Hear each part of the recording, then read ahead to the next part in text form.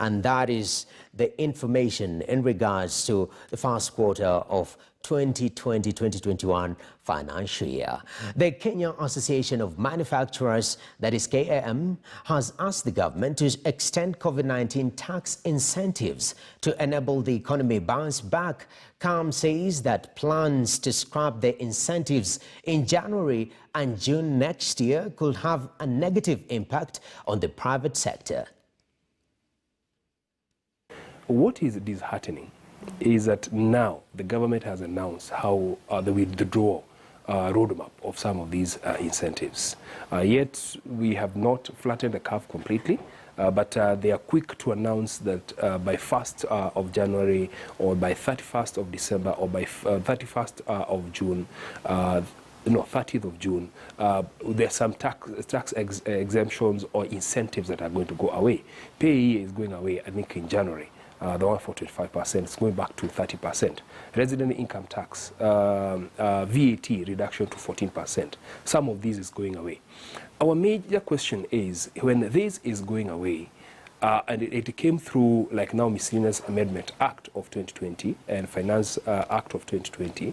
There was also Business Law Amendment Act of 2020, which introduced a raft of these tax incentives, but also some other measures that are hurting the manufacturing sector. For instance, the VAT introduction on plant machineries and spare parts. So that shows that there is a disconnect now between the move that the government is taking as far as the withdrawal of the tax incentive is concerned, and not also withdrawing where the manufacturers have been hurt. For instance, I've given you, like now the minimum tax at 1%. It has come through this period. And that's a move for the government to, to receive more revenues so that it can be able to support its operation. But now the manufacturers are going to be left at a loss situation because, and also the employees within the manufacturing hub, even within the private sector, because these tax incentives are going away, the one that we were giving about 6 or 7 months ago, but what was introduced, which was making manufacturers contribute more to the exchequer, that has not been withdrawn. So from the onset, the thinking, the implementation was good. It's only now going forward that we are feeling that if the government can wait for another like 2 years for those tax incentives to be in place, because the economy is likely to perform badly off in the next quarter, 2 or 3 quarters, and subsequently we need some buffer, some support that is coming from the government. Talking of employers, the Federation of Kenya Employers predict the country could lose over 1 million jobs by December this year due to coronavirus. According to a recent survey by the employers, the pandemic has already wiped out around 174,000 jobs following restrictions meant to curb the spread of the disease. Brenda Kerobo spoke to FKE CEO Jacqueline Mugo. How exactly has the pandemic affected employers so far? Employers have been drastically affected in many different ways because we're only just beginning to reopen. But as soon as the pandemic struck, business almost came to a standstill. And yet there were fixed costs that employers had to meet. The decision by the central bank to offer employers and business people a chance to renegotiate loans was good, but most of them are informing us that actually they still have finance and cash flow constraints. They're also struggling with the fixed costs, which is largely people costs. And those costs are not just the direct costs of labor, but also the indirect costs of employment. And they've not been able to see a turnaround. That's just beginning. Most companies are reviewing their operations and they are reviewing their investments and trying to come to a level that is sustainable. So the big question that many employers are facing are, what size of workforce can I maintain? How do I manage my cash flow constraints?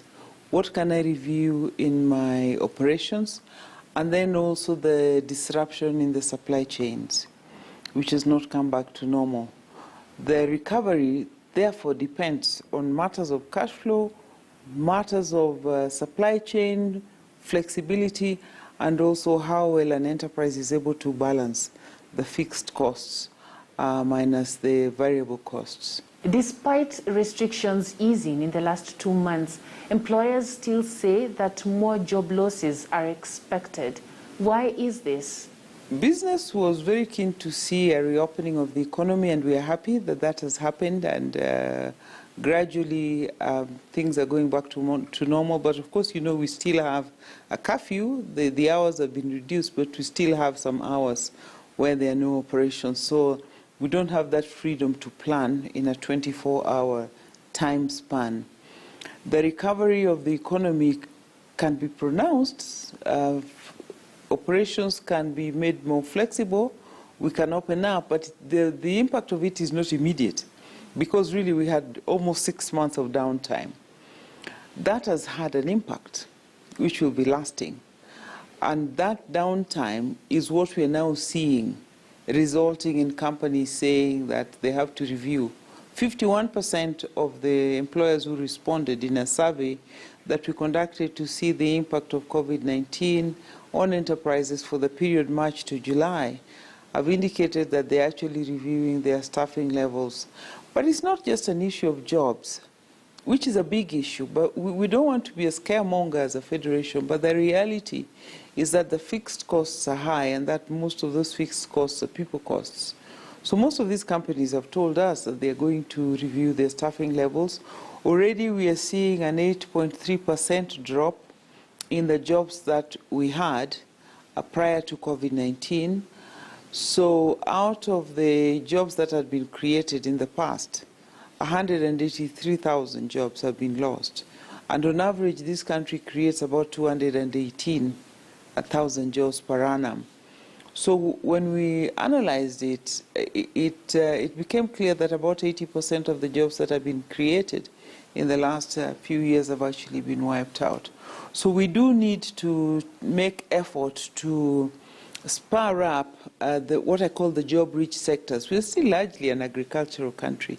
So we have to look at agriculture, we need to look at manufacturing, we need to look at the service sector, and then other sectors, and reinvest and be able to stimulate business in those sectors so that we can retain people in jobs. So it's a matter of speed, and it's a realization that it takes a very short time to damage, which is what COVID-19 did, and then it takes a much longer time to recover. So it's this recovery period that is hitting us with the reality of a 2020 that is almost lost when you talk about economic development, when you talk about jobs, and when you talk about the impact of it on employers. But everything possible is being done to see how flexible work arrangements can be done so as to retain as many people in jobs as possible, and to also help the recovery of enterprises and their sustainability. Is the government doing enough, and what else can be done? The employers that we asked appreciated what the government has done, but it's not enough. I think the government itself knows it's not enough, because it also has financial constraints. We know as a country we've borrowed a lot. We are still borrowing. We have to maintain operations. So the government was not able to meet all the demands and what business said it needed. So we think we still need a lot to be done in the area of policies, stabilizing the environment in which business is done. So the kind of politics we're doing right now doesn't help in terms of stabilizing the economy and the mood in the country. When people are jittery, then it's very difficult to invest and predict the future. So this politicking that we're seeing, people dying in rallies and that kind of thing, does not help. We're working with the government as private sector to see what can be done. The reality is that a lot still needs to be done to spur up the financial muscle that many enterprises need, because they're saying they have financial constraints.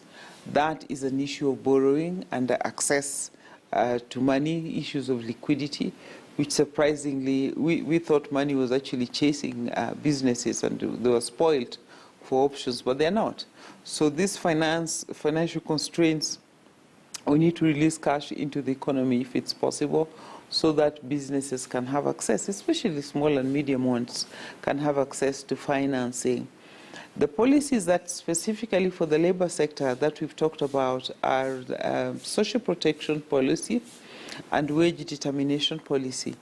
These are policies that have been discussed for some time, but now need to be speeded up so as to alleviate the burden on employers, because right now everything is really on the employer, whether it's health, whether it's sick off, whether it's maternity benefits, whether an employee is injured at work, whether that is due to their own fault or not. Everything is really up to the employer to bear, and so the cost of labor, the cost of business is very high.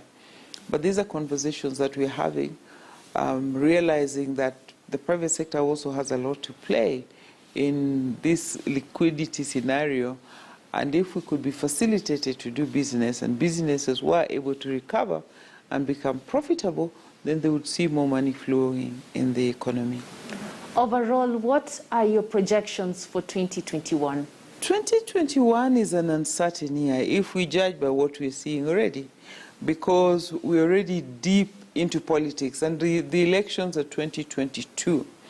We would want to see a 2021 that is more focused on business and recovery from COVID-19 as opposed to politics. Because if we take it into the political arena, as we're already doing, then business will continue to suffer because the policymakers are not able to focus.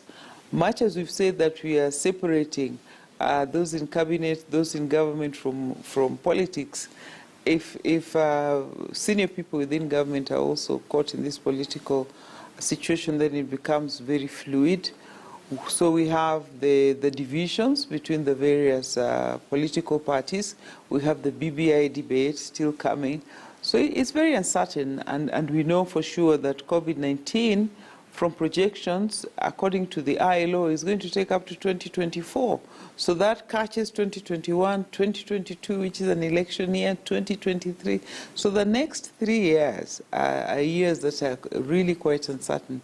But what we're trying to do in the labor sector is to work with the trade unions and with the ministry to stabilize the sector within which we work, and of course with broader government, so that we can allow business to do business in this scenario. Traditionally, we realize that the mood in the country, the heightened political debate also hurts us, because any investor that's looking at Kenya would also ask themselves what's going to happen in 2021. So 2021 right now looks rather fluid and unpredictable. From a business perspective, I think there is opportunity for recovery and to do better than the 2.5% projection that had earlier been projected by the IMF and other such bodies. And we're hoping to do better than that so that we can begin to stimulate economic growth and be able to improve the livelihoods of our people, because the cost. And now on